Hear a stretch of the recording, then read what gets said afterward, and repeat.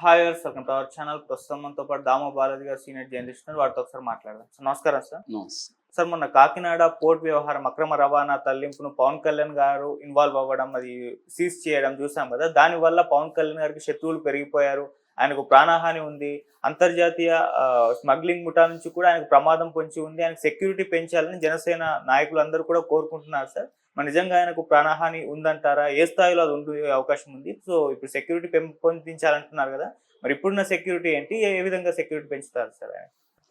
పవన్ కళ్యాణ్కి ప్రాణాపాయం ఉంది అన్న ఒక వార్త నిన్నటి నుంచి వైరల్ అవుతుంది.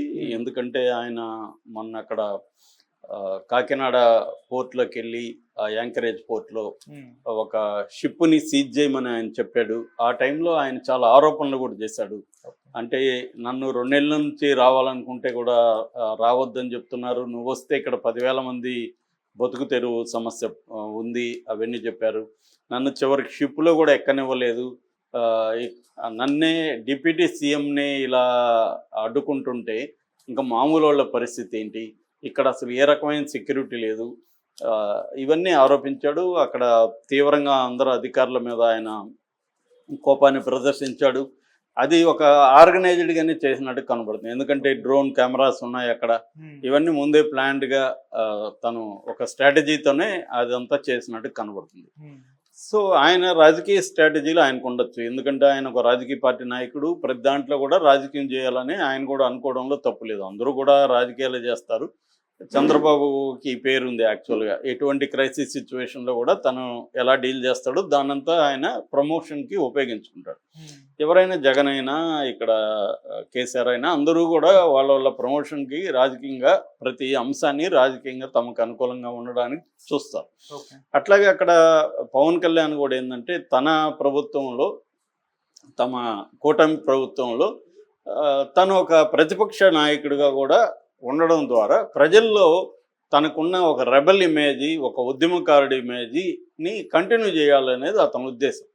సో అందువల్ల చెడ్డ పేరు ఏమన్నా వస్తే వాళ్ళకి రావాలి, చంద్రబాబుకి, తెలుగుదేశం పార్టీకి. ఈయన నేను అంటే తెలుగుదేశం పార్టీలో ఉన్న అధికారంలో ఉన్నా కూడా నేను చూడు ప్రశ్నిస్తున్నాను అన్న ఒక ధిక్కార దీన్ని ఆయన ఇమేజ్ని ఆయన కంటిన్యూ చేయాలనేది ఆయన ప్లాన్గా మనకు కనబడుతుంది. దానివల్ల ప్రజల్లో ఏంటంటే ఈ ప్రభుత్వంలో ఏమైనా మంచి జరిగితే ఆయనకి వాటా ఉంటుంది, ఏమన్నా చెడ్డ జరిగితే ఆయనకి వాటా ఉండదు. ఎందుకంటే నేను పోరాడుతున్నాను, నేను లేకపోతే పవన్ కళ్యాణ్ లేకపోతే అసలు ఈ రకంగా ఉండదు అని. ఎందుకంటే ఇప్పుడు దీనికి కూడా జనాలంతా వీరుడు పవన్ కళ్యాణ్, సూర్యుడు పవన్ కళ్యాణ్ అని రాస్తున్నారు, వీడియోలు పెట్టేస్తున్నారు. పవన్ కళ్యాణ్ అసలు యుద్ధం ప్రకటించాడని. ఈవెన్ అసలు ఎవరు పవన్ కళ్యాణ్ యుద్ధం ప్రకటించడానికి ఏముంది, వాళ్ళ గవర్నమెంటే కదా ఉంది అనేది చాలామందికి ఆలోచించే ఇది కూడా ఉండదు. ఏదేమైనా చంద్రబాబు ప్రభుత్వంలో పవన్ కళ్యాణ్ సొంత ఇమేజ్ని ఆయన నిలుపుకోవడానికి ట్రై చేస్తున్నాడు. దాని ప్రతి చోట లడ్డు విషయంలో కానీ, ఇక్కడ కానీ, అంతకుముందు హోమ్ డిపార్ట్మెంట్ విషయంలో కానీ అన్నిట్లో కూడా ఆయన తన సొంత ఇమేజ్ని, అది కూడా నేను ఒక రెబల్ని, నేను ప్రశ్నిస్తాను, ఎవరున్నా నాకు అనవసరం అన్న ఒక ఆ ఇమేజ్ని ఆయన కంటిన్యూ చేయడానికి ఒక ప్లాన్ ప్రకారం, స్ట్రాటజీ ప్రకారం ఆయన వెళ్తున్నారు. అది ఎనీ రాజకీయ నాయకుడు చేసేది. అయితే ఇప్పుడు ఏంటంటే ఎప్పుడైనా కూడా నువ్వు ఒక స్ట్రాటజీ, ఒక ప్లాన్ వేసినప్పుడు దానికి రిపర్కషన్స్ కూడా ఉంటాయి. రిపర్కషన్స్ని ముందుగా ఊహించి కొన్ని దానికి రెడీ అయ్యి కొంత చేయొచ్చు, కొన్ని ఊహించనివి కూడా వచ్చే అవకాశం ఉంది. ఇప్పుడు ఏంటంటే ఇతను ఇంటర్నేషనల్ స్మగ్లింగ్ని ఈయన టచ్ చేసినట్టుగా అర్థం చేసుకోవచ్చు. ఎందుకంటే ఈ బియ్యం స్మగ్లింగ్ అనేది ఒక అక్కడ లోకల్గా అతనెవరు మన ద్వారంపూడి చంద్రశేఖర్ రెడ్డి, వాళ్ళ తమ్ముడు వీరభద్రారెడ్డి, వీళ్ళిద్దరు కూడా వైసీపీ, వీళ్ళిద్దరే చేస్తున్నారనేది అబద్ధం. అక్కడ లోకల్గా వాళ్ళు హెల్ప్ చేయొచ్చు, కానీ ఇది ఇంటర్నేషనల్గా ఒక మాఫియా ఉంది ఆల్రెడీ. ఇది ఎప్పటి నుంచో జరుగుతుంది.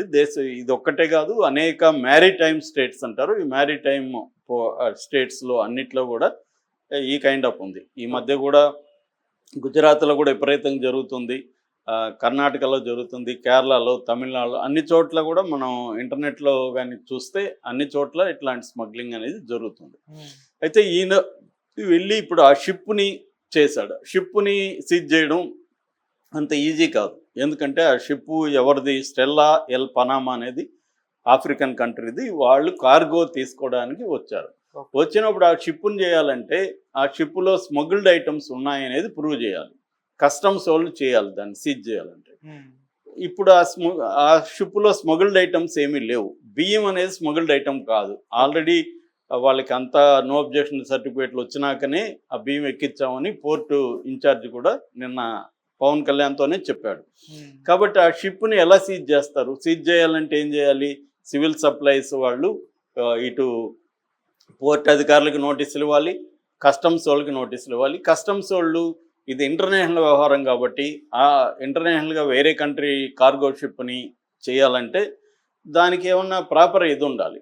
అంటే ఆ షిప్ తప్పు చేసి ఉండాలి, స్మగుల్డ్ గూడ్స్లో దాంట్లో ఉండాలి. కాబట్టి బియ్యం అనేది స్మగుల్డ్ గూడ్స్